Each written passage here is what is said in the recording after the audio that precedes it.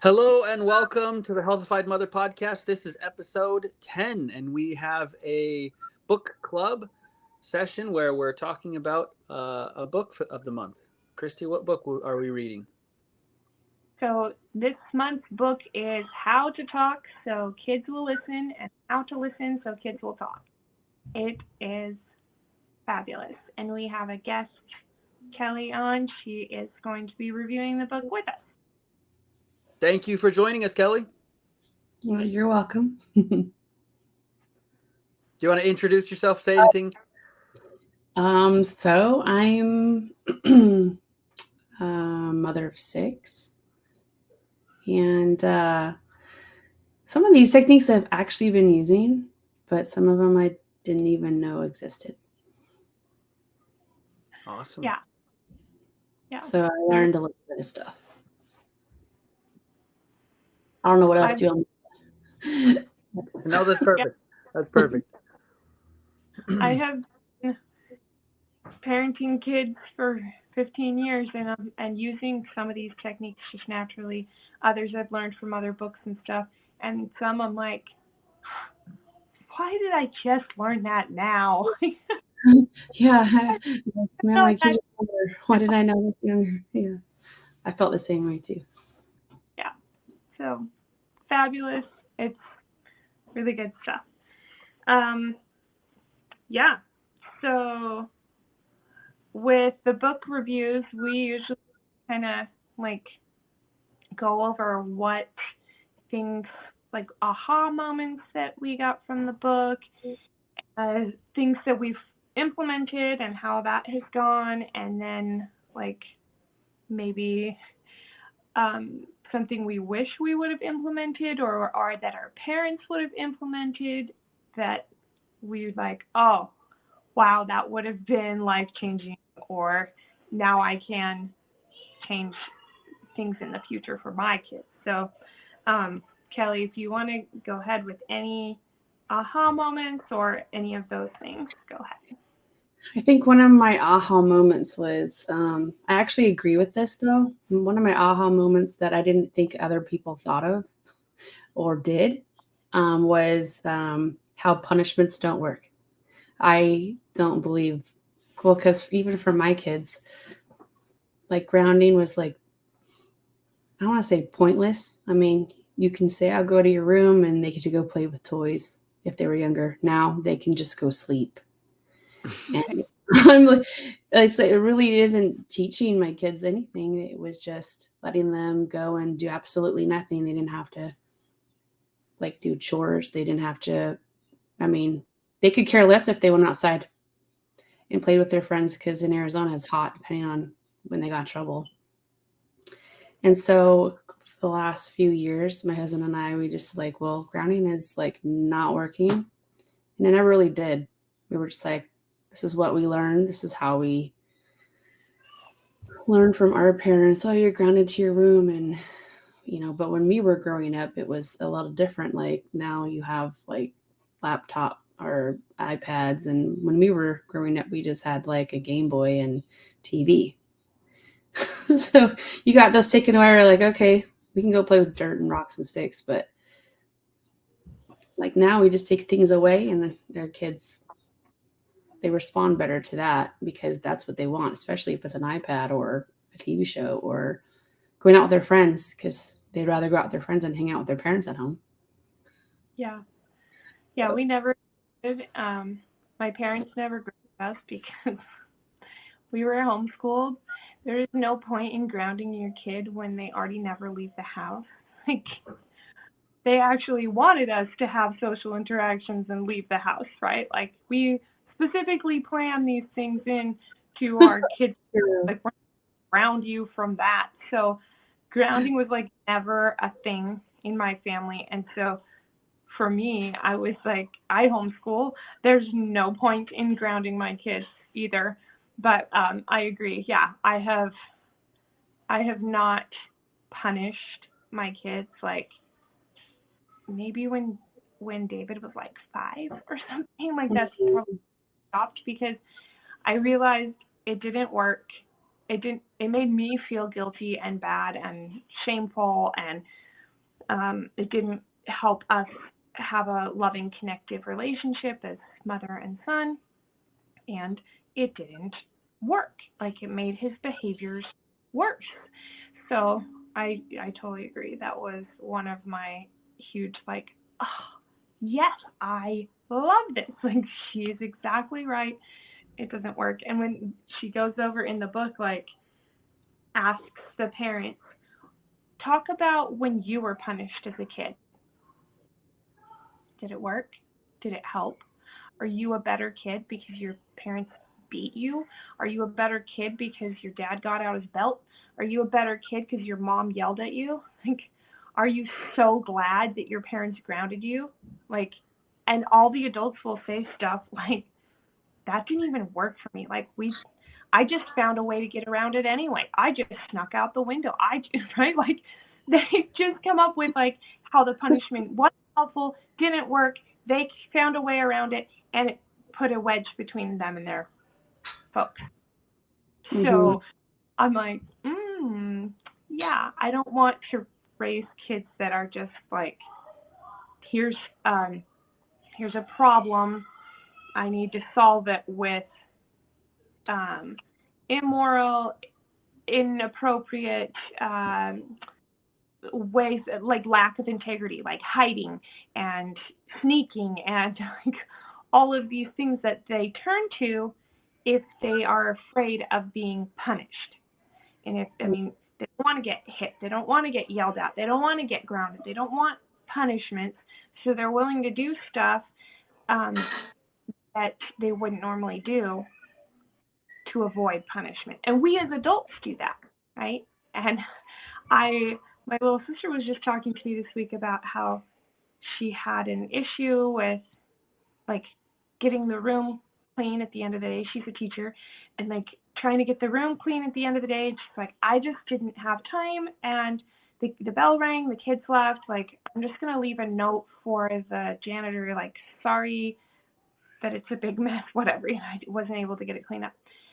And she said that several of her coworkers were like, oh, I wouldn't leave a note, or I would just tell the janitor, like, this issue, like, they were basically telling her, here's the lies that you can make up so you don't get in trouble. And she's like, that's not okay. Like, I know how to lie, thank you.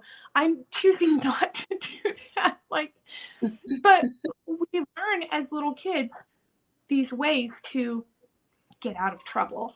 And I don't want to raise adults who are doing that. So, yeah, I agree. I also think, like,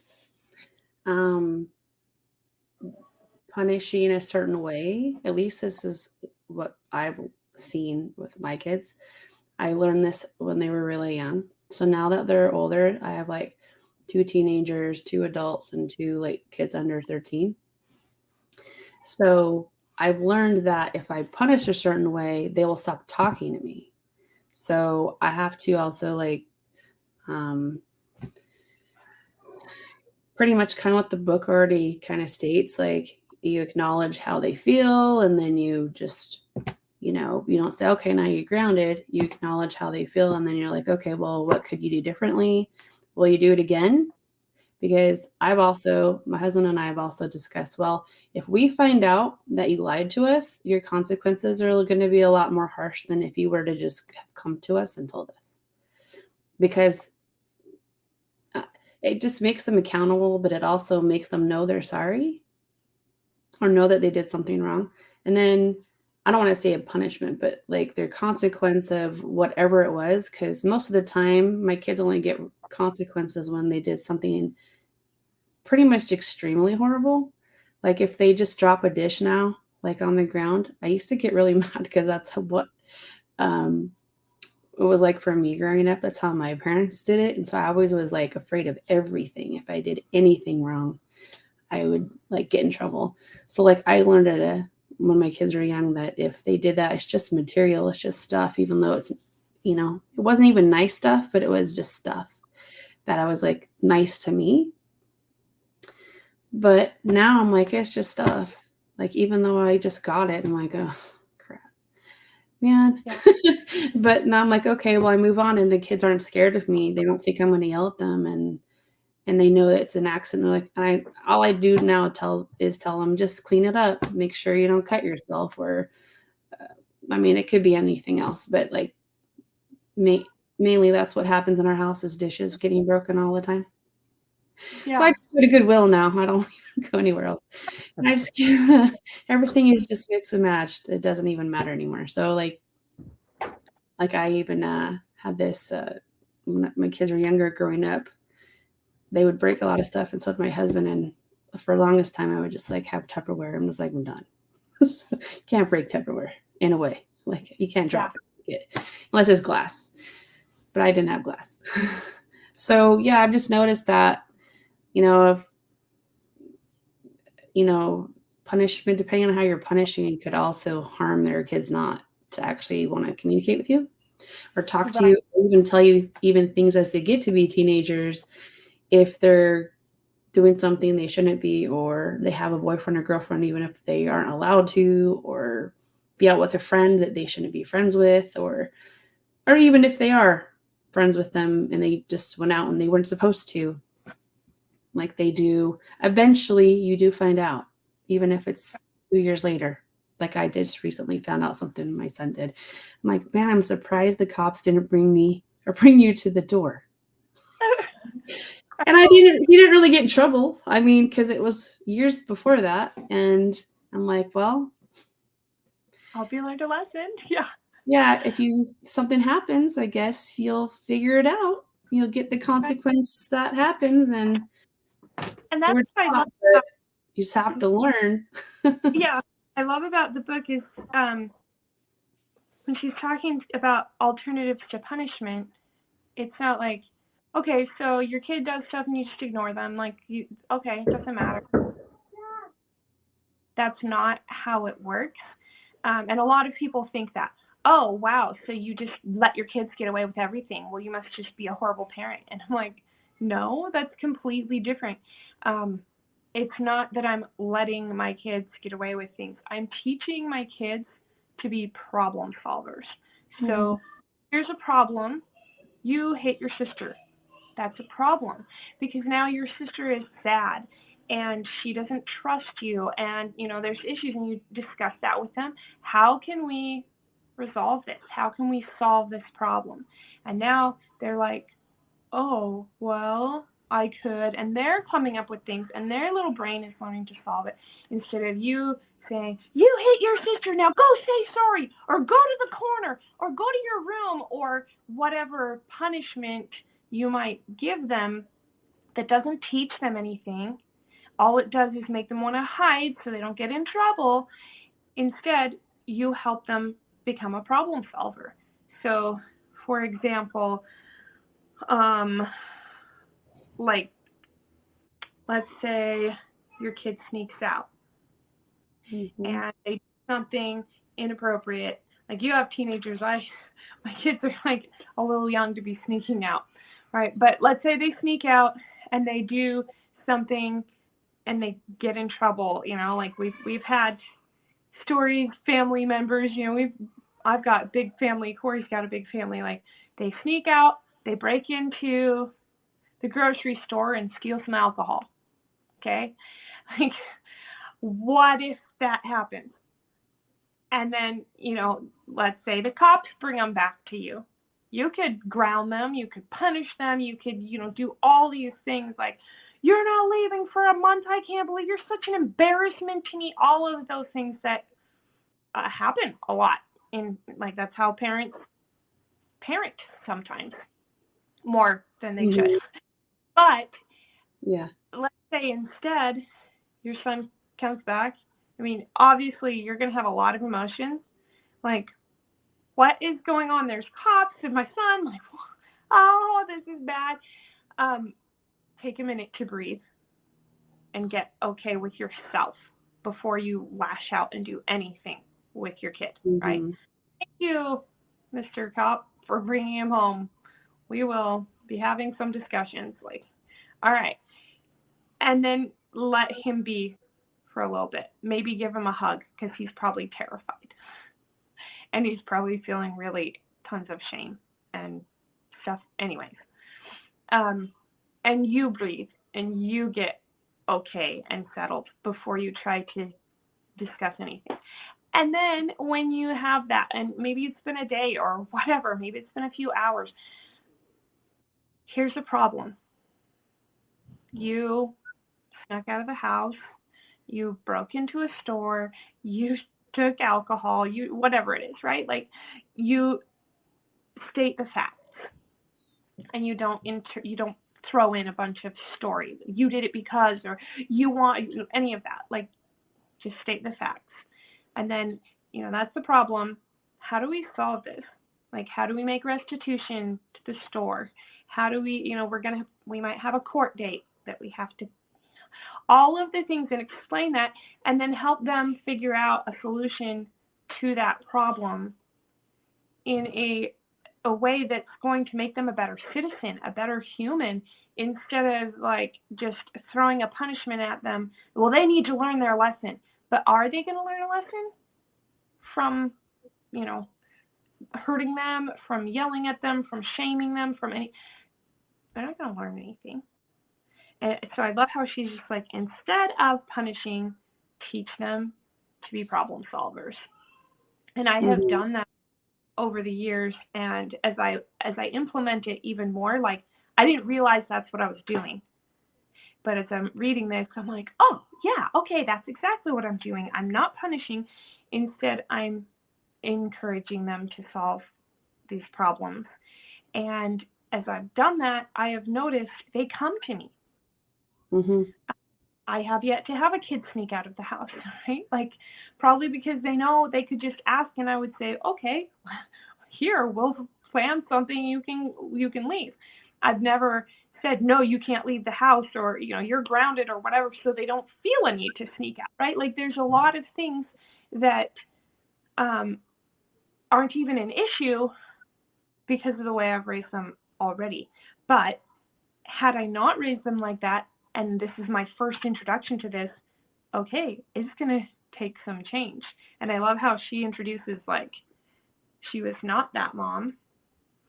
She was the mom that was yelling at them all the time and frustrated and going, I'm going to rip my hair out, and then she had to go, oh, wow, like, this behavior is almost all on me. Like, my kids are driving me nuts because of how I'm raising them. And as she shifted and switched to like, they're small things. Like, they're not like, wow, what an overwhelming complex concept. They're like, oh, yeah, I could do that.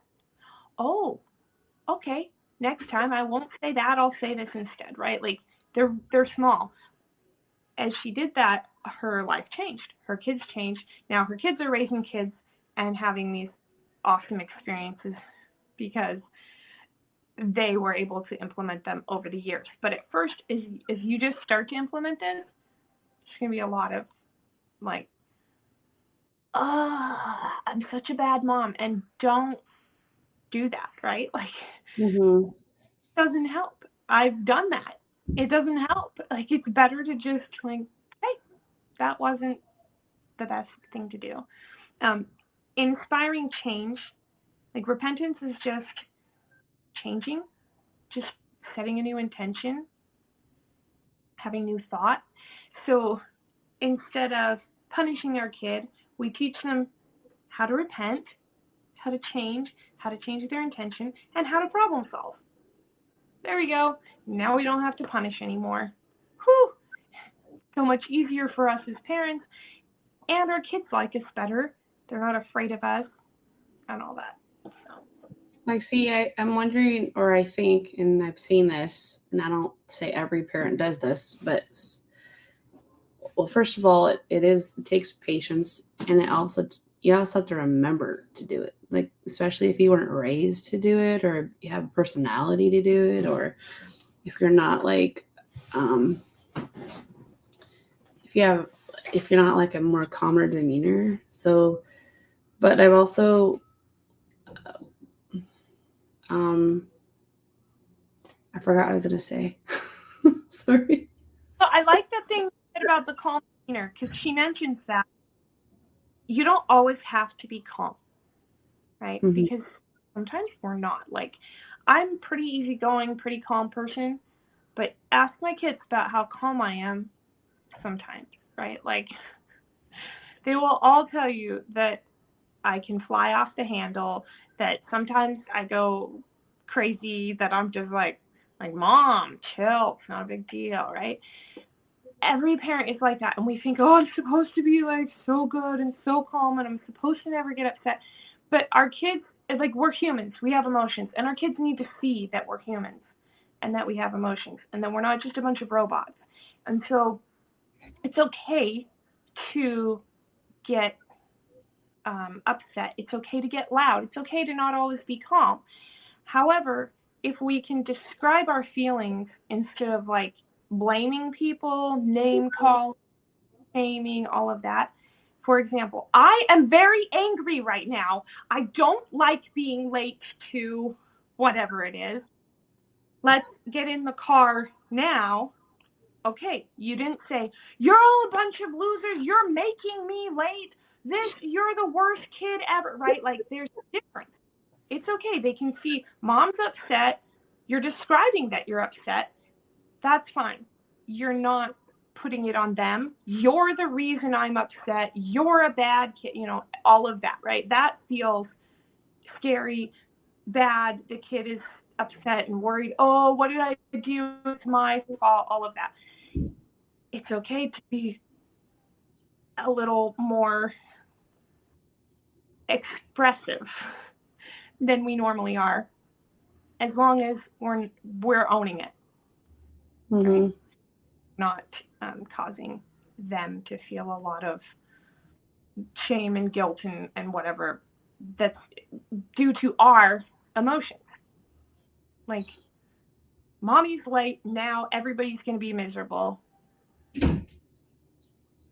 Yeah, I've actually been dealing with that lately. Like I get in my mind, I'm get frustrated, or like, well, for the last so many months, I've been doing things for other people. I don't do a lot of stuff for myself like I should, but things have to be done for them so I can have to do things for me, because I have a few autistic kids, so I can't just do what I want and then them wait. It doesn't work like that in their world or my world right now. And then I also do some other stuff, but that stuff has to be done first as well. So like, I've been really lately frustrated where I'm like, okay, I kind of get more like hard on myself. And then I express like things, and I'll say things like, now I'm starting to become angry because no one's listening to me. And, I kind of like put myself down more, but I mean, because that's how I'm feeling. But I don't go off and say, oh, this is because of my mom. This is because of my husband. This is because of you. This is because I'm just more like, more down on myself. And I'm learning, well, lately I am also feeling that no one's listening to me. My kids, sometimes my husband, my mom, a lot of people I know. And I don't know if it's just like sometimes I wonder if it's like a roller coaster, like in my life. This has happened before, and I'm trying to figure out, well, what am I doing differently? Right.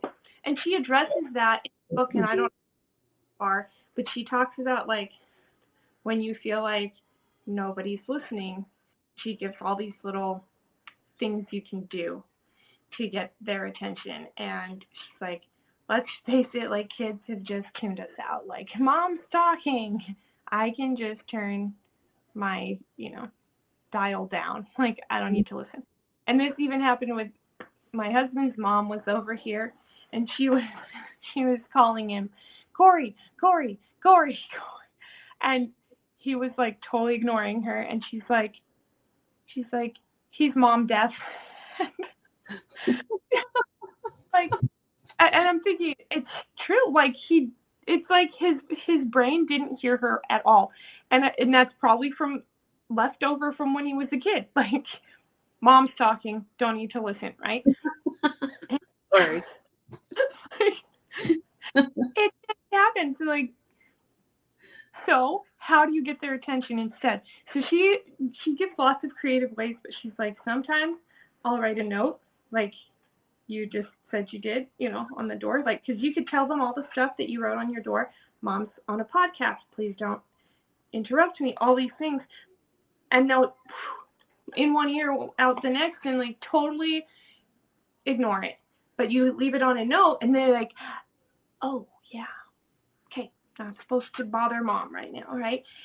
She said sometimes she would write things or have other parents write things like on a paper airplane and like throw it into the room, like clean up your room when you're done.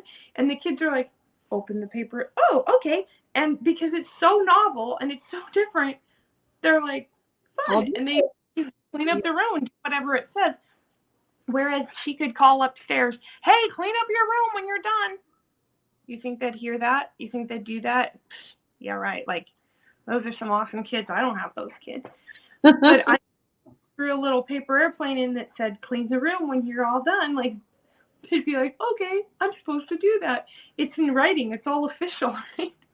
But then, what if they don't? So she gave an example of this. Mm-hmm. I don't know if it was herself. It was one of the moms, one of the parents. Was like, oh right, I'm excited, I'm determined. She walked in the house, there were roller skates on the floor, and so instead of like going off on a lecture or whatever, either she dropped a note, I think she dropped a note that said like, Katie, roller skates, and the girl like looks at the note, goes back to reading, and the mom like lost it. And she was just like, I tried this thing and it didn't work. I'm like, so mad, like, pick up your roller skates now. She just lost it. And she's like, what's wrong with me? Like, I tried like one attempt and it didn't work. And I just, give yourself grace. Like, it's a work in progress. Anyway, she worked on that until it was a skill that like she was able to master. She's like, there were 5 or 6 different things I could have done. I tried one, it didn't work, and I flipped my lid. We have to be willing to try more than one thing. Like, okay, next time I could just say, Katie, set your book down, pick up your roller skates, then you can go back to reading, right? Like, whatever it takes to make sure that happens instead of just like losing it after one attempt, right? And if that happens, okay. Deep breath. We're human. Congratulations. We have flaws. We're imperfect. How can I solve this in a better, different way next time, right? Praise is one of the things she goes over. Cory's actually been doing really well with this one. So I'm going to describe kind of what she says, and then I'll let him maybe share some experiences of how he's noticed the kids' reaction. So it's super tempting when our kids come up and say, Mom, how did I do? Mom, did you like my play? Mom, I drew you a picture. Mom, I did really good in gymnastics today, or whatever it is. It's really tempting to be like, good job, honey. The end. Or, yeah, you were so great. You're such a good artist. You're so smart. Like, whatever. Give them a little bit of praise and then leave. And what happens when we do that is the kid now has this label that they're supposed to live up to. I'm a good artist. Well, what if I draw poorly? Then they give up because no, I'm no longer a good artist. Because somebody else won first place in the art contest. Because something happened that in their mind shows them they're not a good artist anymore. Now they give up because they can't fulfill that label that we gave them. Or you were so good. You were the best one on the stage. Well, now you're comparing them and giving them reason to compare, and now they're going, yeah, and I was better than Sally, and I was better than Joe, and I was better than Susie. And like, hang on a second, we don't want to teach our kids to compare and like put themselves above others, right? And then there's just this like there's a fear to make a mistake if we just give them praise, like you're great. Also, it doesn't feel very sincere. Like, yeah, honey, I love your drawing. Thanks. Thanks. Mom really love it. Did she even look at it, or did she just like take it and put it aside, you know? So instead, she says to describe what we're seeing. So kid brings us a picture, and instead of saying, I love it, it's so nice, you're a good artist, we say, wow, I see a butterfly with purple wings. I see how carefully you curled its little proboscis coming out of its mouth. I love the way that it's crawling across the paper, whatever, right? You describe what you see, and maybe your kid is 3 or something, and you can't even see anything on the paper. And so you say, can you tell me about this drawing? It looks like you drew a frog over it. That's not a frog, Mommy, right? They're going to correct you and tell you what it is. But you describe what you see, and then they fill in, yeah, and I'm really good at drawing butterflies, and I love drawing, or whatever it is. So instead of you telling them, they kind of tell themselves, yeah, I'm good at that. And I love how you worked so diligently on that drawing. Now they know that they can work hard and be praised for that rather than have to be a good artist, right? They can be a hard worker. That's okay. They can do that, but maybe they are not the best artist, and they don't have to label themselves as that. So I've noticed Cory's been implementing that. Can you speak to that? Well, it might be a variation on that I've tried to implement. I listened to someone talk about the scientific study, and they had 2 groups of children. They might have had 3, like one group of children that they didn't do anything with. Like, anyways, one group of children, you know, they'd have them take a test, and then they'd get their results, and then they'd praise them for how smart they were. You know, like, look, you did so well in the tests. And so they give them that label, like, you're so smart, you're so intelligent, when to the children who did well.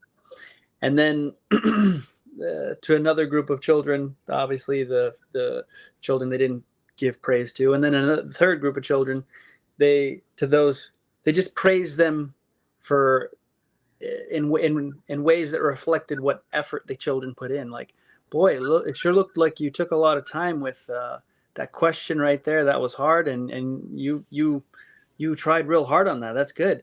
Or you took longer than, you know, like they gave praise that referenced praising the effort put in,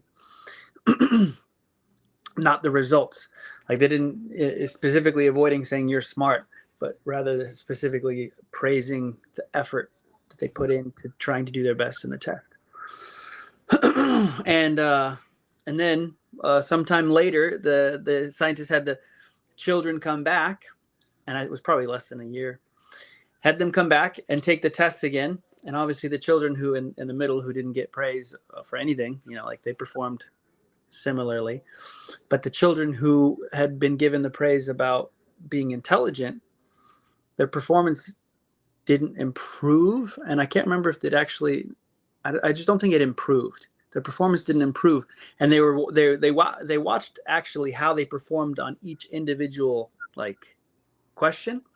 And what the children did was they searched out the questions they knew they could do easily, and they did those first, and they avoided questions that were more difficult. And and their conclusion was around that was like, they wanted to keep the label. They wanted to keep the label of I'm so smart, and so they avoided the hard questions, and they found the easy questions and answered those first.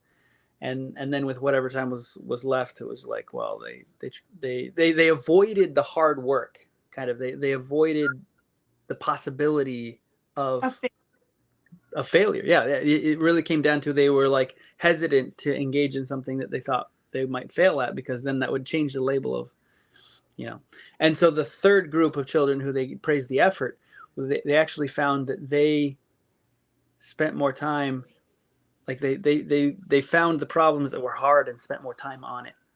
Whether or not they were getting it right, it was like, because they had praised them for their effort, they found greater joy in the things that were harder.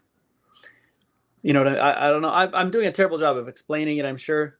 No, but I know what you're saying, because it's true. Like, kids feel like they have to live up to an expectation. And if that expectation is you're a hard worker, they're willing to live up to that expectation. And it's hard to fail at that because you just put in the effort, right? But if you're trying to live up to a level you're intelligent, that's like an IQ thing. Doesn't matter how much effort you put into that, you could fail. And because they're afraid of, I don't want to lose my label of intelligent, they're afraid to even try. And then they do lose that label, right? And so, oh no, I'm a failure. Or they're like, well, I'm intelligent at this and not at that. It's because they're not willing to try the new thing or learn something new, because they'd be bad at it at the beginning. So that's really kind of what I've been trying to implement, is praise the effort when I can remember, and praise them for their efforts, praise them for the work they put in, and try and have that. I try and think from the aspect of I want them to have the label of like, yes, I enjoy challenging myself. And how have the kids responded to that? Well, mostly it's just been Gabe. He's bringing me his drawings. The only result I can see so far is he just likes to bring me his drawings. But and the thing that not from that specific study, but from art in general, it's like, if you praise the artwork just for being, oh, that's such a good drawing, that actually inhibits, because what if they make a bad drawing? You know what I mean? Like, but if you encourage them for their efforts, for the detail, so like I'll try and notice the details of his drawings, so that he enjoys, and I praise him for the effort so that he enjoys the effort, not the outcome. Like, the outcome just comes and he'll automatically get better. Like, that's the thing about humans, right? Like, as long as we're doing something, we'll get better at it. But we have to learn to love the doing of it. So as a parent, I'm like, well, if I can, that's my mindset, is like, well, if they are doing something and enjoying it, there's a ideal way. I'm trying to learn this ideal way to encourage the effort, and they'll just get better at it naturally. I don't have to praise them for the result, rather praise them for the effort. Yeah, and that happened to me as a kid. I had several siblings who were like really good artists, like you could tell when they drew a horse, it was a horse. My horse, you weren't sure what that thing was. And, I stopped drawing around age 7, and I can't, I don't want to blame my parents, but what happened was, when my little brother or my sister or whoever would bring up a drawing to my parents, they'd say, wow, that's really good, honey. Hey, honey, look at the drawing so-and-so did. It's really good, isn't it? Wow, you're really good. I would bring my drawings and they go, that's nice, honey. And I was like, they were hiding that they weren't impressed, right? Yeah. Right? Like, they didn't ever tell me, like, wow, that's terrible. Actually, my dad, because he was an artist, he didn't tell me that was bad. He would just, like, if you made the eyes a little bit farther apart, then, and if you angled the face this way, and he would try and give me like an art lesson when I would bring him my artwork, and I didn't want an art lesson, like, I didn't want him to teach me that right then. I just wanted him to like praise my work, right? I was 6 or 7 years old. But because I didn't get praise, I got correction, and my siblings got praise. I I gave myself a label. I am not an artist, or I am a bad artist. And it wasn't until I was 30 that I started trying to paint. Like, I took some art classes in college because I had to, because art for teachers, but I would not have taken those classes had I not been required to. And the same thing happened in my art classes. My teacher would go, "Oh, wow, Mindy, that looks really nice. Oh, wow, Brittany, I am impressed." She'd come over and she'd go, "Keep working." I'm like, oh my gosh, like, I'm the worst. So I gave myself that label. And in my 30s, I learned to watercolor paint from some tutorials. It was fun. There was nothing at stake. And I liked it. And so I kept trying it. And I gave myself a new label. Hey, I'm an artist. Even if I can only copy somebody else, I'm an artist. And then I started creating my own pieces of, unique artwork. And it was not bad. And people would say, "Hey, that's good." And I'm like, "No, I'm not an artist." And they, "No, that's good." And I'm like, hang on. I need to reframe this. And now I call myself an artist. But it was years and years and years of not calling myself an artist because of this very thing. My parents were trying to praise me, but their praise was not describing the picture. It was, "That's nice, honey. You're a good artist." Or leaving that off altogether, but saying it to other kids, right? Anyhow, you can inadvertently cause harm to your kids and their desire to try new things and to increase in a certain skill by the way you praise them. And so describing and letting them say, you know what I saw on stage? I saw a girl who was confident. I saw a girl who remembered her lines. I saw, these things. Then she goes, "Yeah, and I was really good," right? She gave herself that label instead of, "Yeah, honey, you did great in the play. You were awesome." She gets to give herself a label, and you're just describing what you saw. And she's like, "Yay," or "I felt really pleased with you because you tried really hard," or whatever it is. That gives them a sense of, I can do that again. I can try. I can get better, instead of, "Wow, I'm a failure."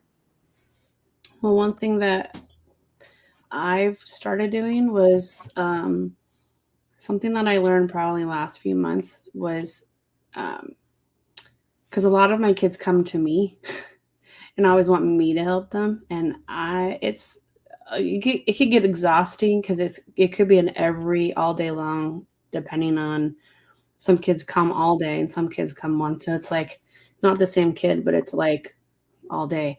So I'm trying to tell all of my kids together, like, okay, you all have different talents. I know you're good at this, and everybody knows this because we talk about it.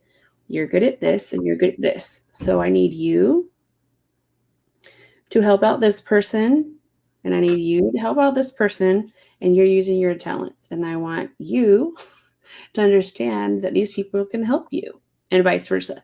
So like, my younger kids are still learning what they're good at, but my older kids don't think they're good at it, even though they're good at it, just because probably their age and society. And like you said, there's comparison with people and, family, cousins, friends, what have you. But so I've been trying to figure out how to have them help me, because in society and when they get older, I'm not going to be doing and helping them all the time. Even as I have a couple of my adult kids, they're more independent now, but I think they're also in that age where they're like, "Well, I don't have to help you. You're my sibling. You should figure it out. I had to figure it out." I'm like, "Well, that's not how it works. You still live here and you're going to help out." So I'm like, "So you're really good at this, even though you don't think you are, but I want you to be able to help out your sibling, do this, because it helps me out." And then you get to use your talent and gifts that you were given. Or even if you don't think you're as good at it, you're able to at least keep doing it to get better at it while you're helping somebody else out. Yeah. Yeah. Well, and it talks about, like, one of the chapters is engaging cooperation, right? Mm-hmm. And as a mom, we can't do everything. As a dad, we can't do everything. And our goal is to raise adults, right? We don't Yep. want to raise kids that we're still, putting on their socks at 30 years old.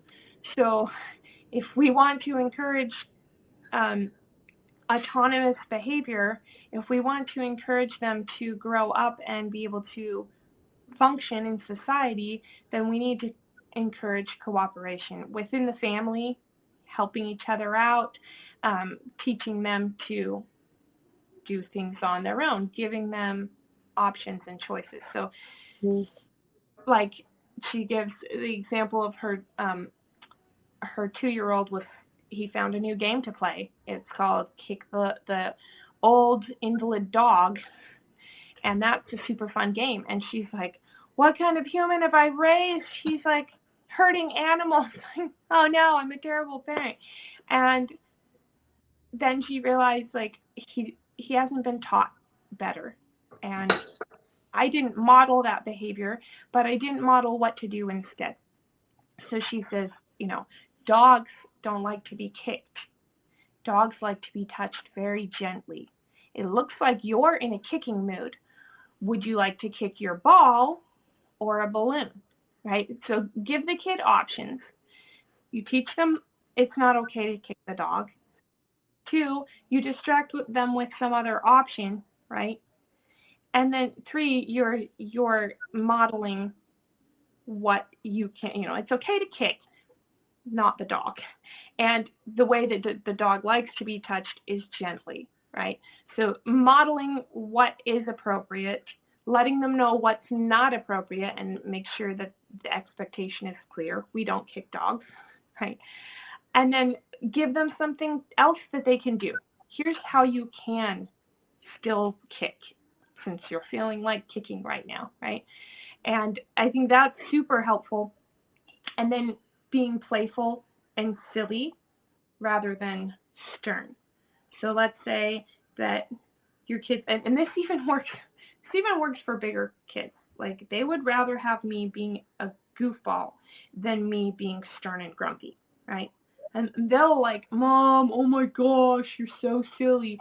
But they like that more than if I'm stern with them. So, so let's say that your kid is, she gives the example that her kid's supposed to pick up blocks, and the kid's not picking up blocks, and she's like, I'm not picking up your blocks for you every day. You're going to pick them up. And the kid won't. So she's literally taking their hand, prying the fingers open, grabbing a block, squishing the fingers, going over, dropping it in the bag. Like, one by one, and she realizes, what the heck am I doing? Like, this is really bad. I'm not, right? Like, I will make you do it. It doesn't work. Like, I've tried that when I was, I think, with David and Eliza. I will force you to do this thing. It does not work. It just makes you miserable. It makes them miserable, and you just feel a lot of shame and stupid, and like, it's bad. Anyway, she's like, this is not working. So she has this thought, I need to make it fun. She takes the bag and she puts her hands inside and she goes, oh, yum, yum, yum. I love blocks.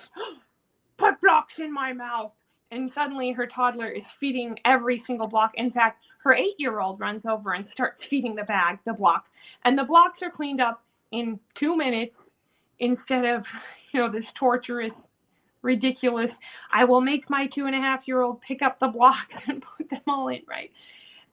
Just make it fun. Make it silly. I do that all the time with my kids. I play beat the clock, turn the timer on. If you can beat the clock, then we can go on a walk to the park. We make a treat tonight. We can go to the zoo tomorrow, whatever it is. And it could be something small or something big, depending on leverage, how much you want them to do, right?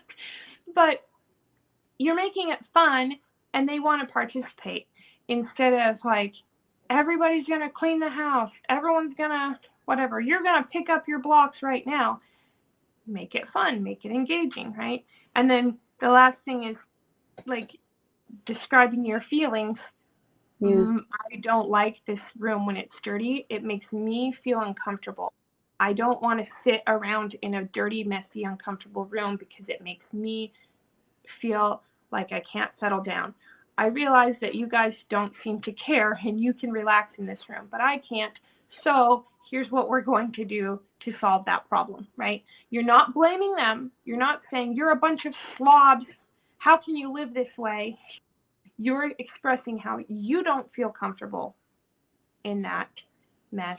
And eventually they grow up and hopefully are the kind of adults who also don't like living in a mess and look around and say, I feel uncomfortable in this. And you haven't raised a bunch of kids who are like, what? Yeah, there's potato chips all over the couch. Yeah, there's popcorn ground into the floor. Yeah, there's gum sticking on, I don't care, right? Like, hopefully by the time they're adults, they realize that's gross. I'm going to clean it up.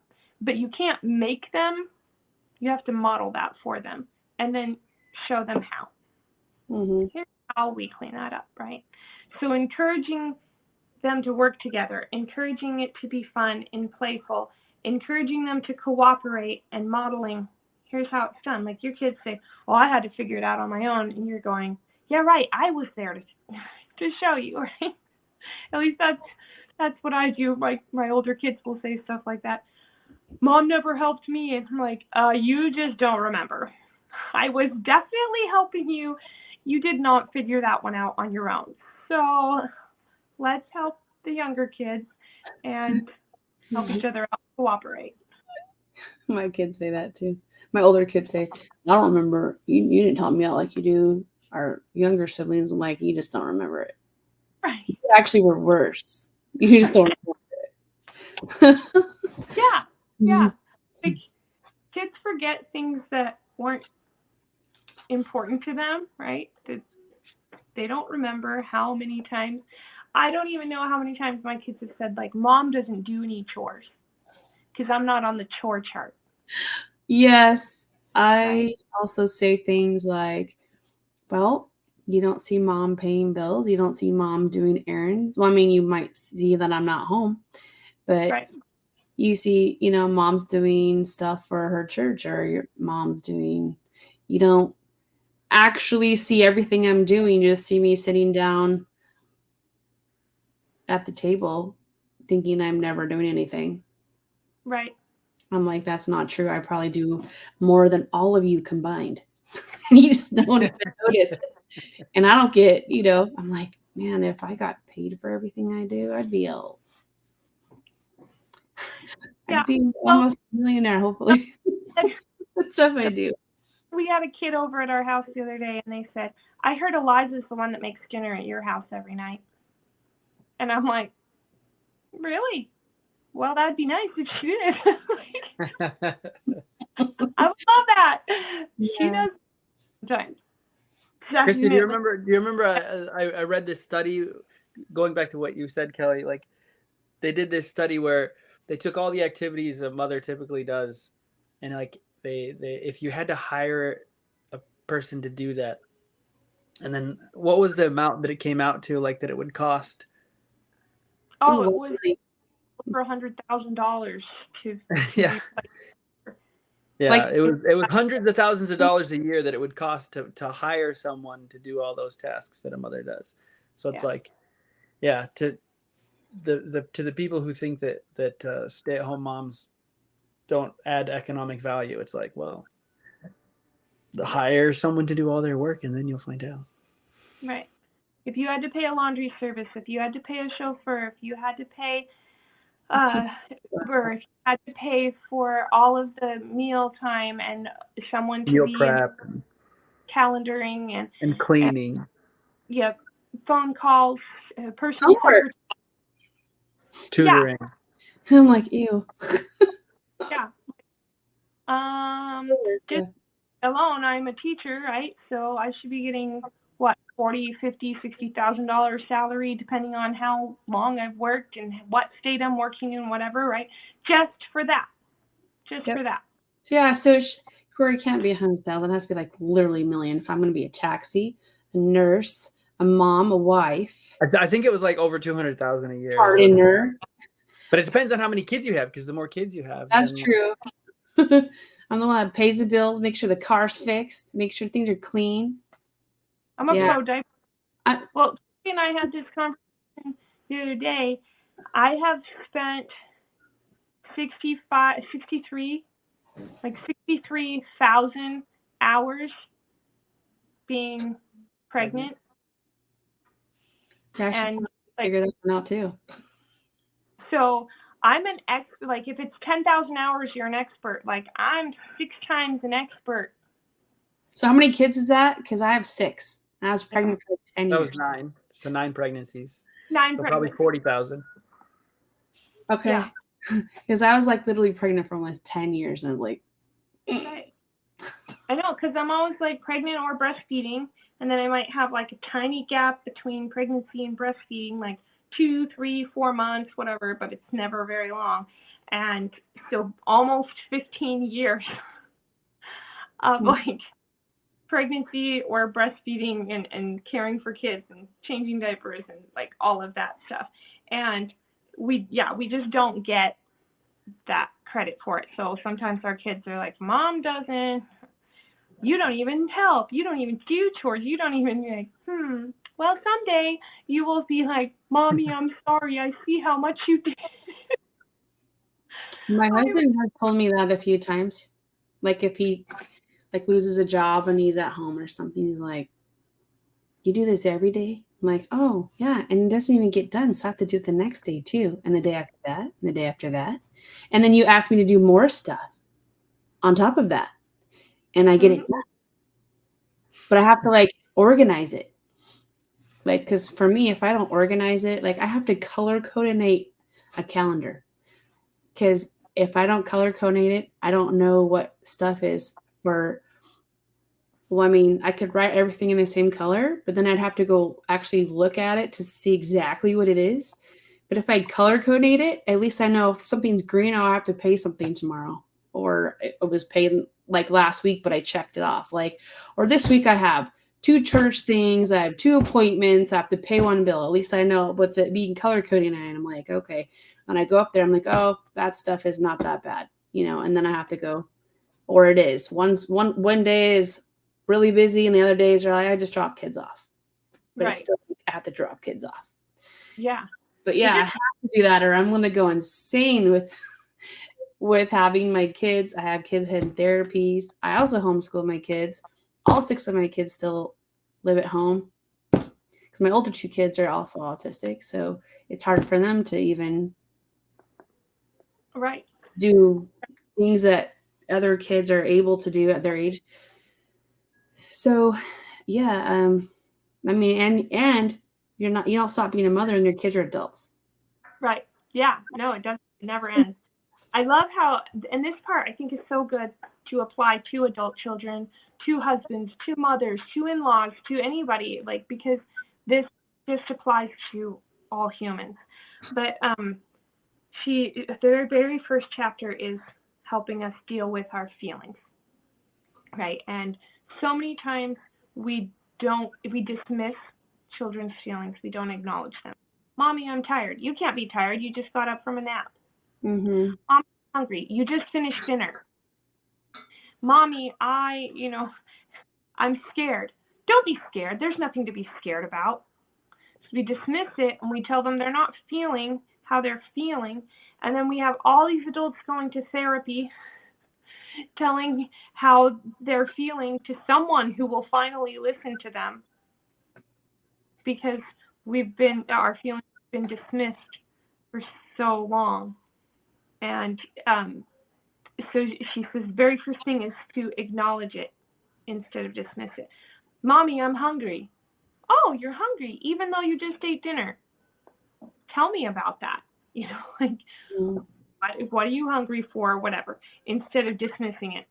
And that doesn't even mean you feed them. Maybe they just are hungry because they chose not to eat their dinner, and you're not making them an extra meal, whatever. But at least you're acknowledging their feelings, right? And then really listen rather than question or defend or deny. So, I hate the new baby. No, you don't. That's a horrible thing to say. Or, why do you hate the new baby? Have you tried liking the new baby? You know, like, rather than questioning or telling them that's wrong, or you can't hate the new baby. Like, oh, you hate the new baby.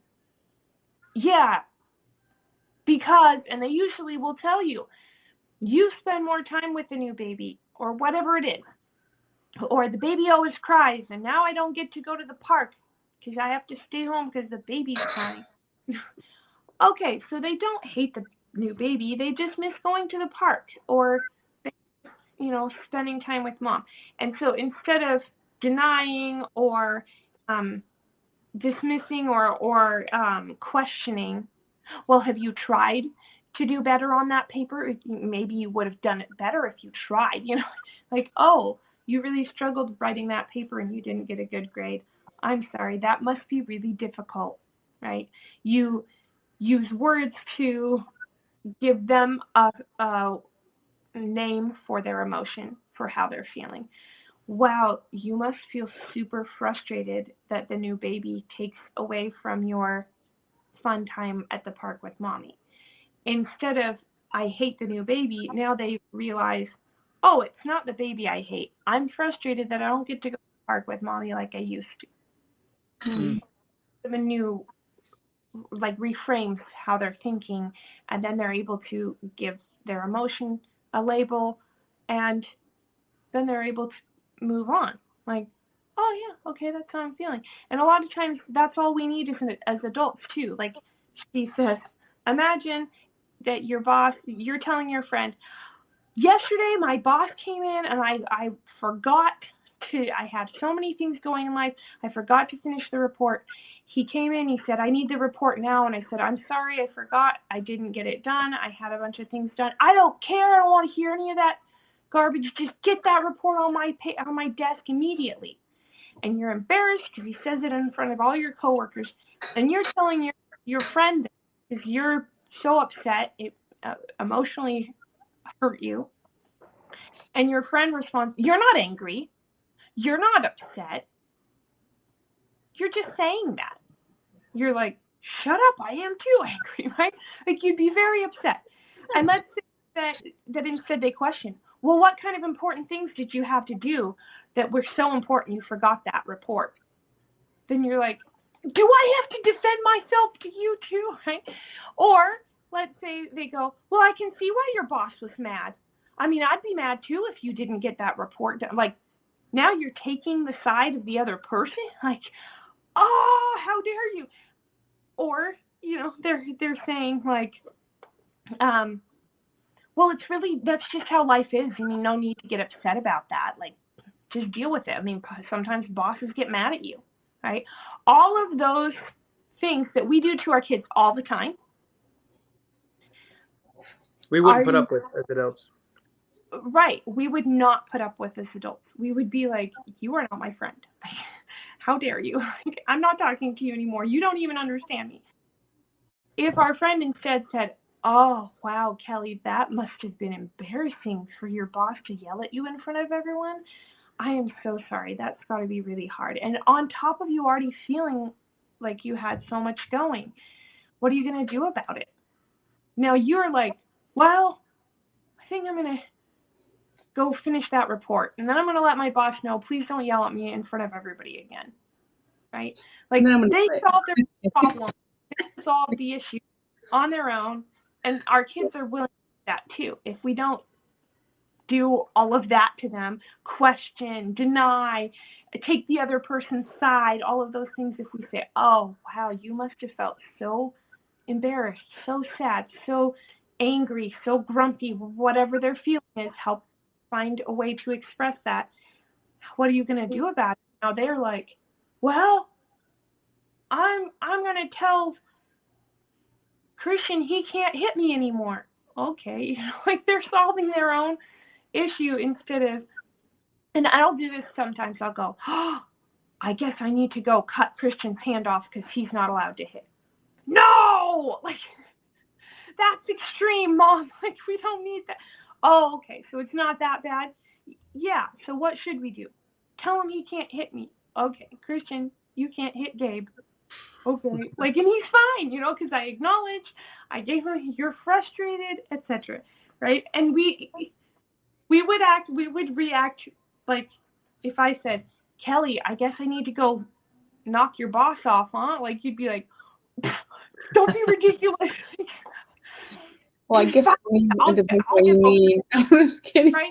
Like, you're making it more fun and like letting them know, hey, I'm sorry, I empathize, and just lighten the mood a little bit. And that's okay to do in a way that they feel validated and heard. That's one of the things that I liked about it is what you're saying is like you acknowledge what they're feeling, but that doesn't mean you have to actually agree with how they're feeling, but you just say, oh, okay, well, I see that it makes you frustrated. And you don't actually have to agree with what they're feeling, as in they hate somebody or whatever. But I actually like that part too. And that's actually kind of hard for me to do in my family because sometimes they're all frustrated at each other at the same time. So it's like, how do I pick and choose which one to talk to first? So there's times where I know one of my kids, I can actually say something to him. He'll just stare at me. He doesn't really talk very much. And I can kind of see some of the cues, like he'll shrug his shoulders or he won't shrug his shoulders, and I'll know if he wants to or if he doesn't want to. And then if he doesn't look at me or talk to me anymore, like I'll give you an example. I've done this many times. I'll say, okay, I need you to do your chores. And he's frustrated because I'm telling him to do his chores because I've asked him all day to do his chores. And now I'm a little bit more frustrated. Like, have you done your chores? He'll just stare at me. I'm like, okay, well, I expect your chores to be done. And then I just walk away. And then he gets to them. When he gets to them, which isn't until, I mean, it's not like right before he goes to bed at night, but he'll get to them because he doesn't want to be told over and over and over again. Because then he shuts down. And he'll just get frustrated, and then he'll just get mad, and then he'll get mad at everyone else, not just me. And he doesn't even need to be mad at me. I mean, right. They do have a chart. They can read it. They just didn't do it. Right. And most of the time, their chore doesn't take very long because they all do it every day for like 20 minutes or less. Yeah. I don't know what it is. Except dishes. Usually those take a little bit more because someone didn't do them the night before. Right. And then they get mad. I'm not doing mine. And then it just the whole thing. So, yeah, I actually like that part where you just acknowledge, okay, I know that you don't want to do your chores right now, but hopefully you'll get to them. I need it done before 2:00 today because someone's coming over. If it doesn't get done before 2:00, that means now you're going to have to. Right. You're giving him a choice. You can do your chores now or before 2:00. Right? Yep. It's not do it now. I'm going to force your hand under the, into the sink, picking up a dish and wash it. Like, you're giving him a choice. You're letting him know your expectation and that there's consequences if that doesn't happen. Right? And sometimes, for my kids, I'm like, if you don't do your chore, then I'm going to have you do your brother's chore because he couldn't do his chore because you didn't do your chore. So that's the consequence. And they're like, oh, no, I'm doing my chore. I don't want to do brother's chore too, right? So they're if you give them a choice, they're often willing to choose, like, the better choice. And sometimes, you are frustrated that they don't choose the choice you would have picked for them. Like, wow, darn it, I thought you were going to do this better thing and you picked the worst thing, like wait till right before bed, or whatever it is. But I try, and she talks about this too, praise what you do see and that's good, and don't pick at the little things that they didn't do, So thank you so much for getting your chore done. Not, I'm so glad you got your chore done, even though it took you till midnight, right? Like, no backhanded compliments, none of that. Like, I am really glad you got your chore done today. And then you could say, like, I would really appreciate if you get your chore done a little sooner tomorrow. Like, that's okay, as long as it's not, a jab. And helping them recognize, like, it would be better for everyone else if your chore got done sooner, etc. And that kind of goes into the last chapter where she talks about freeing children from roles. We give our kids roles that they have to fill, and we don't even know that we're doing it. For example, Jimmy's a picky eater, and now Jimmy has to live up to that role and eat picky because we told him he's a picky eater. Kate struggles with math. I struggle with math. Now every time she has to do math, she struggles with it because it's a struggle, and we gave her that label, right? Danny's afraid of water. We're like making excuses. Now Danny's like, oh, I'm afraid of water. I can't get in water. I'm afraid of it. Or Ava is so bossy. Now Ava's like, yeah, and I can tell everybody what to do because I'm bossy. We gave them these labels, and we didn't mean to. We're just talking about them, right? And sometimes we feel like we have to do that because they don't want to get in the water, and Aunt Jane is over, and Aunt Jane is saying, like, well, why won't Danny get in the water? Well, Danny's afraid of the water. And now Danny hears us talking about him to Aunt Jane, and yeah, I'm afraid of the water, right? Instead, like she says, here's what you can do instead. You say, Danny will get in the water when he's ready. And now Danny knows he has a choice, and that whenever he's ready, he's going to get in the water. And I have tried that with my kids. Like, oh, Gabe's going to eat his vegetables when he's ready, or whatever it is, right? Instead of saying Gabe is a picky eater, Gabe will eat these foods when he's ready. And he'll say, when I'm 7, I'll be ready. Or some random age, and you're like, okay. But I haven't given him the label of picky eater. And hey, who knows, maybe 7 will roll around and he'll be like, oh, I'm supposed to start eating my vegetables now. I'm 7, right? Kids do that, right? They live up to these expectations. Instead of Kate struggles with math, Kate will be really good at math when she's ready. When she understands it, she's going to take off, right? I'm going to take off, like, I'm going to understand this soon. Now they have this idea that they can be something other than that label. Oh, I can change. I can be whoever I want to be. I'm not stuck a certain way that Mom described me as.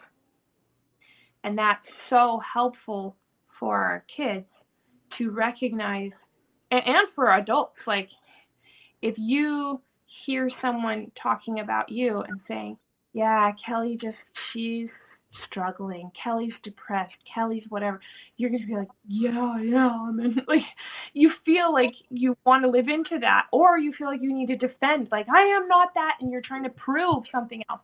Either way, you feel like you're trying to get in or out of a box instead of, like, I am whoever I want to be. That's just how that person sees me. That's what I was going to say. Like, I think I get frustrated, or it's hard for me to, like, it's harder for me when, like, people say things, especially if I've worked on it and I'm better, or if I'm working on it now, or even if it's for my kids, or my kids are working on it, at least in our family. I mean, so for me, when I actually just had a discussion this morning with somebody at one of my kids' therapies about how do you deal with people? Like, because some of our kids have disabilities. So how do you deal with people? Because, it's not, we can deal with our kids. How do we deal with people saying things to our kids now that we are teaching our kids a certain way, or teaching them how to say certain things, or teaching them how to respond a certain way. So that way they're not frustrated when they respond, or they can, tell us without, being mad or whatever. And it's actually really hard. Like, I don't know. I'm hoping that this book will help me just talk to people. And I don't even know if she did go on to how do you respond to people who, after you've already implemented these types of things, or you are, and how, like, I'll give you an example. Like, if I'm around certain family members, some family members aren't as patient as me or my husband. And so they just do exactly all the things that we're learning in this book, like how to do or how not to do. And obviously they probably don't know that, but it's just hard for me to figure out, like, what do I say without offending them? Yeah. Because and that bothers them, but what you're saying is also bothering my child and bothering me. So yeah. And learning to express yourself and say, like, they might say, oh yeah, Kelly's not very patient with her kids. And you can say, that used to be true. I've really worked on that and I'm getting a lot better. What are they going to argue? No, you're not. No, you're still lousy. Like, they're probably not going to do that. Like, most people aren't going to say that, right? So, like, they're going to recognize, oh, that's something you're working on. Oh, you recognize that, right? My sister said something. I had another sibling say that I was this certain way, and I was feeling like really bad about myself. Like, oh my gosh, is that how people see me? Because that's not how I want to be. It's not how I intend to be. If that's how everyone sees me, I'm the worst. Okay. And so I just sent out a letter or an email or something, to maybe a text, I don't know, to some of my siblings, like, I'm really sorry if I come across this way to you. I'm working on it. I'm trying not to be this way anymore, and I apologize if I have been that way in the past. And my sister was like, yeah, that was one of your biggest weaknesses. You were definitely like that. And I'm like, ouch, like, geez, that's me. But then she's like, and I have noticed that you have worked very diligently to change that, and it has become one of your greatest strengths. And I was like, oh, well, thank you. It went from knife in the heart to bandaged over and it's okay. And she wasn't trying to hurt my feelings. She was being honest. And I was able to take that and okay, someone's noticing, and they're still trying to hold me to that old label. That's how I was. That's how I, growing up with them, whatever, that's how I was. I've changed that in the last few years. They don't all live around me, so it's harder for them to see. And it's okay for me to say, I recognize I've been this way, and I'm sorry if I've offended you in being this way. I am now changing that, and I'm working on it. And most people are like, okay, well, I'm going to give you grace. Like, all right, as long as you're working on it, you're trying. They don't expect perfection right away. But if they don't like a behavior, they're going to point it out and try and get you to fix it. If you acknowledge, yes, I have that behavior I'm working on, you're like, okay, that's good enough, right? But if you deny, I'm not that way, they're going to keep pointing it out until you fix it, right? At least if they feel like it's worth it. And family is usually the ones who feel like it's worth it. Like, at the lady at the grocery store, you're not going to point out her flaws. You're never going to see her again. But your siblings, your family, your kids, they're the ones that you're like, no, this is a real problem and you need to fix it. And whether or not we should do that, I mean, it's not very kind, but we feel like it's worth it because I really love them and they'd be a better person if they fixed this thing, right? And we all do that. It's probably not the best approach, but we all do it. And if we can acknowledge it, like when people are picking at us, picking at how we parent, picking at whatever, if we can acknowledge, I haven't been as patient, but I am really working on it. And I've noticed as I'm applying these things that it's getting better. And they're like, oh, okay, well, as long as you're trying, I'll give them the benefit of the doubt and I'll leave them alone about it, right? So I think that's one way to respond when people try to parent your kids in front of you or try to put a label on you or you're not doing this good enough. You can say, thanks, I actually am aware of that thing. I'm trying not to do that this specific way, trying to apply something new, and I've got it. Like, you don't need to do it for me, right? Because there's a lot of people who just stick their nose in people's business and they think, well, you're not parenting right, so I'm going to fix it. I'm going to show you how to parent. And that's not okay. And we don't have to accept that. We can say, thanks, I've got this. Like, I'm the bomb here. And you can do it in a way that doesn't put a wedge between you, that doesn't make you angry, that doesn't like, I don't ever want to talk to that person again because now we had this confrontation. Like, we can do it in a way that is acknowledging, like, okay, I see what you're saying, I see where you're coming from, and here's what I'm doing, and what you're trying to do and what I'm trying to do are different, but I'm the mom here, right?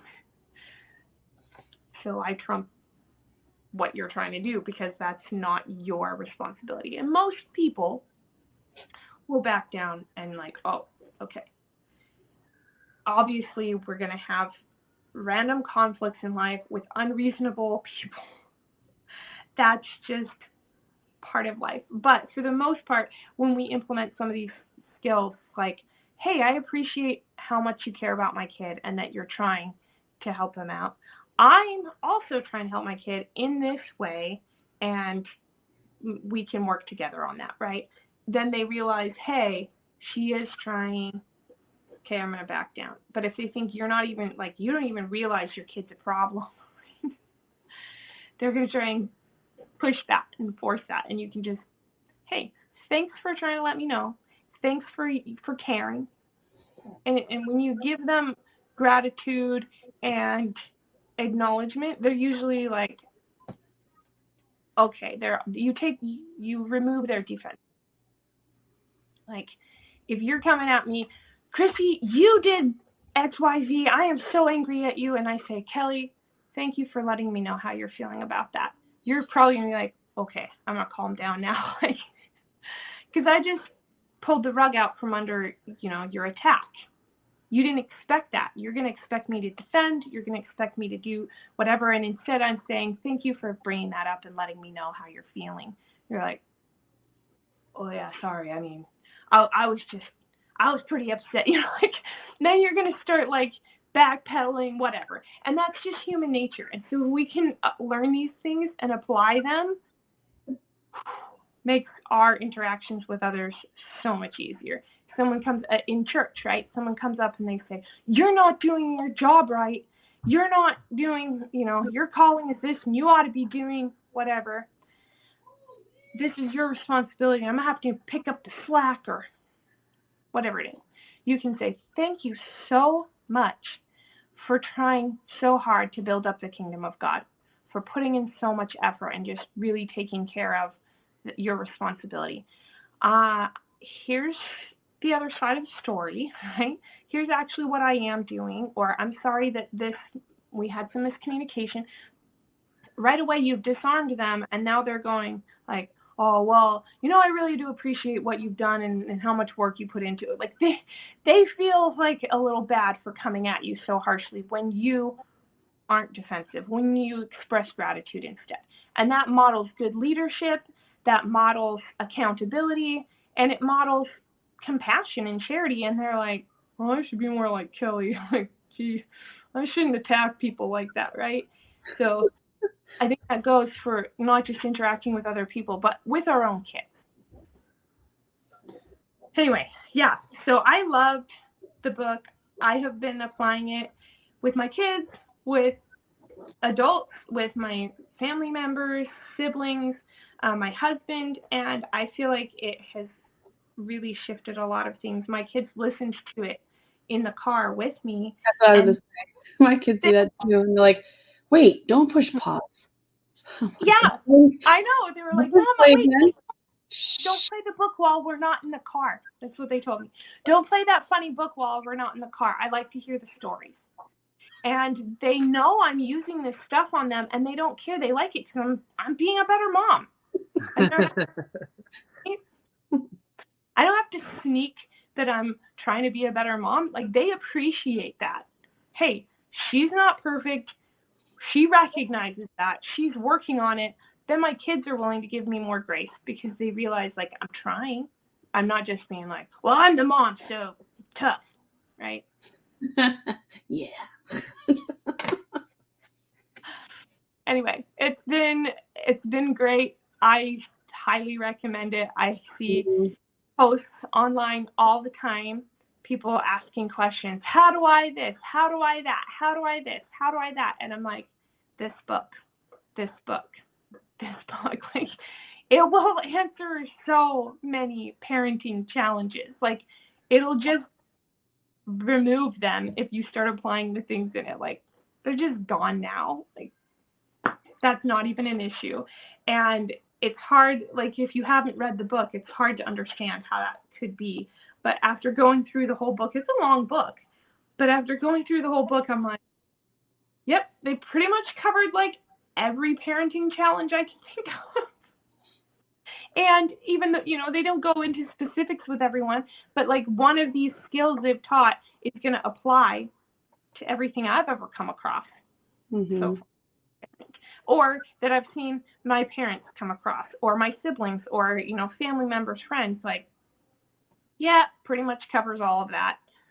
It's probably not going to be something that you're like, now that's something new under the sun.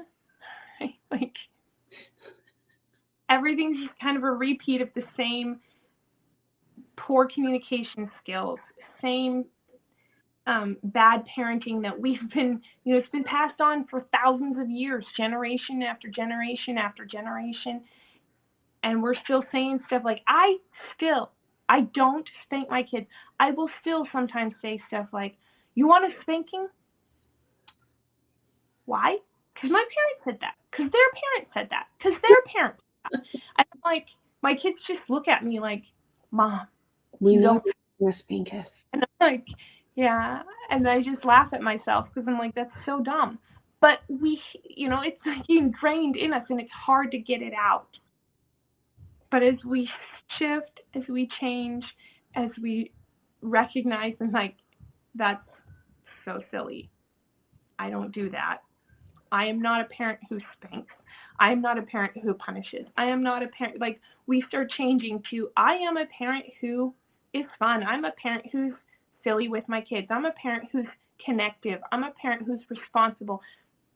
We start viewing ourselves in that role and letting ourselves become that character, then that's who we get to be, because we create our own future. Yeah, I mean, I've had people say in the past that, well, sometimes still, like, I think your kids need to be more disciplined. Your kids need to be, like, they need to have more consequences. Yeah.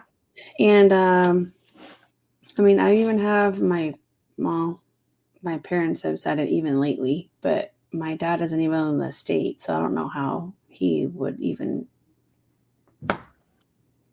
have an opinion about that. And then my mom she wasn't really around my whole life, so, like, I really just kind of figured it out on my own. And now, I mean, my mom's in my life right this minute, but not for a long time before that.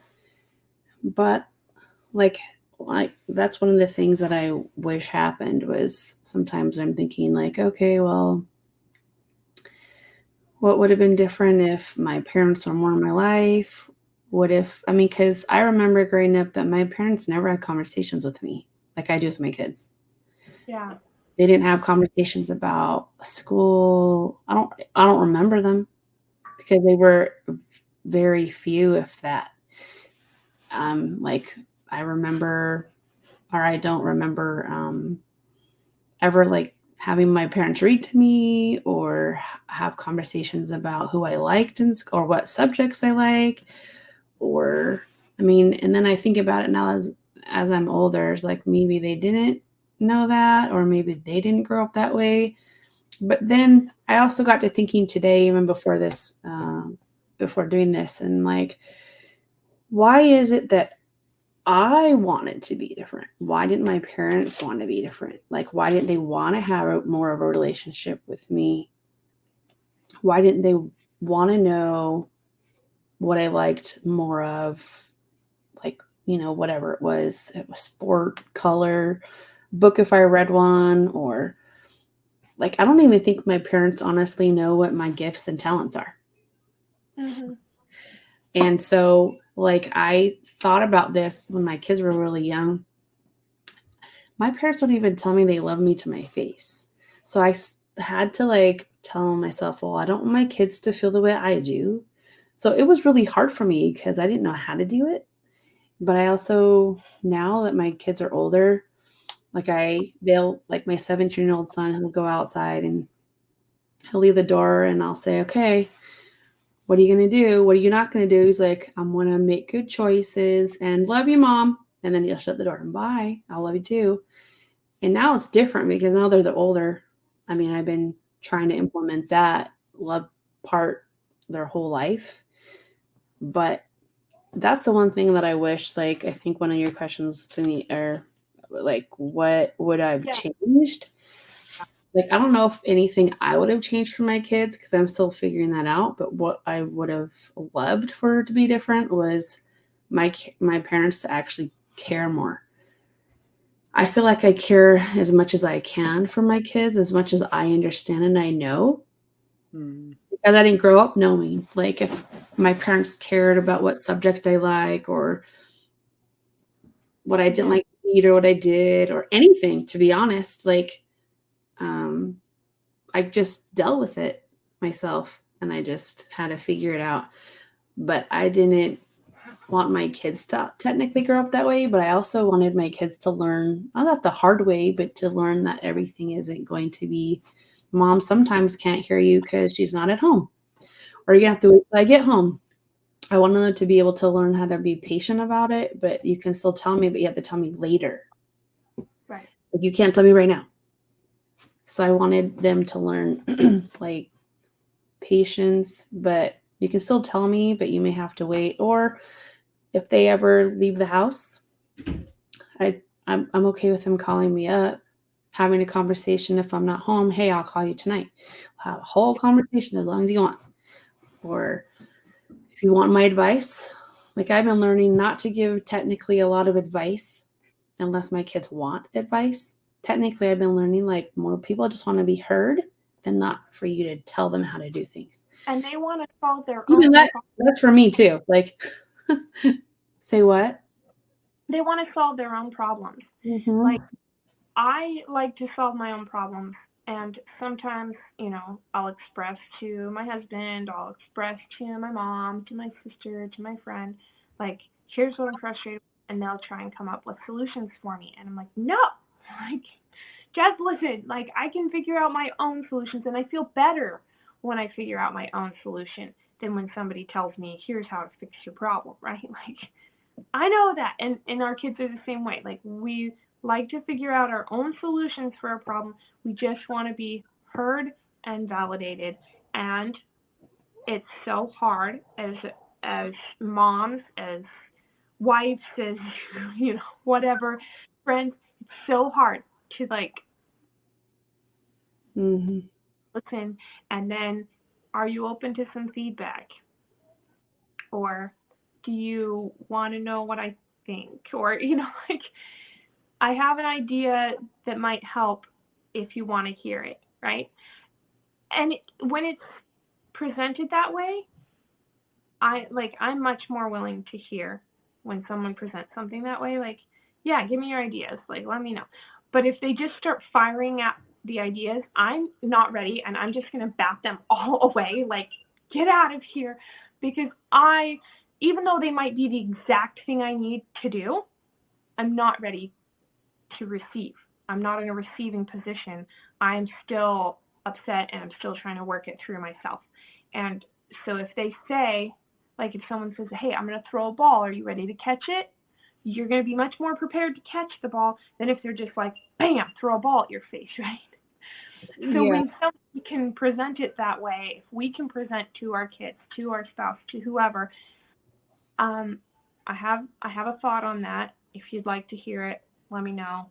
And if they say, no, I don't want to hear it, be prepared to shut up. Mm-hmm. Like, it's hard because you're like, oh, but this would just fix all their problems. I just have to tell them. But they're not going to apply it and they're not going to receive it if they're not ready. So it falls on deaf ears and it's useless to even share it. Or it could actually cause more harm because now they feel like you don't care and you're just trying to fix them, etc. So that's a skill I am definitely still working on. Mm-hmm. But when I have applied it, it works every time. Like every time the person is much more happy to receive any suggestions I have if I am validate them first, recognize how they're feeling, and then offer, hey, would you be willing to receive some feedback versus just giving it to them? So I know you've done that for me once. And I don't even remember. It was a while ago, though. I do remember that. And it's kind of crazy because not very many people do that. They just want to either solve your problem or they don't want to listen because they're just too, even if it's about your kids and not just about you, right? But I don't. What you should do? You know what you should do? Oh, well, right? And you're like, I don't want to know what I should do. No, what should I do? Right. Thank you, Kelly, so much for being on. Thank you for inviting me. And we'll go ahead and close our 10th podcast. Yeah. Yay. Bye.